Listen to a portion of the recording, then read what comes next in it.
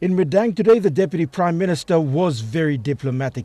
Choosing his words carefully, he said there will not be any increase in the goods and services tax because, quote, the government doesn't want to burden the people. We didn't want to be seen to be imposing any more burden onto our people. So we basically left GST and the income tax system the same. But he did admit that the arguments for a gradual increase in the GST and the reduction in income tax were good, but the government just couldn't do it.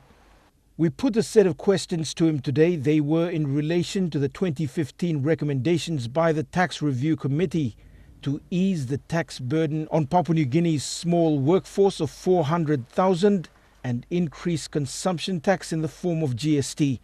The recommendations were presented by the Tax Review Committee headed by Sir Nagora Bogan in 2015. The tax system is struggling to keep pace with the way the country is going at the moment.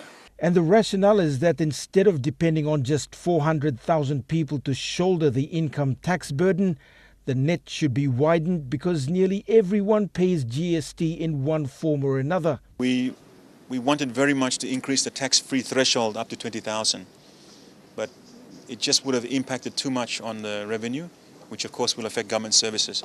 From an economic and financial standpoint, the recommendations make sense. Politically, it's a double-edged sword. An increase in GST will benefit the economy, but it will also affect rural voters.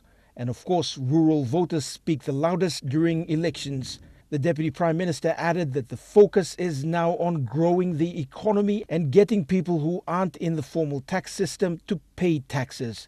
Scott Waide, National EMTV News, Lae.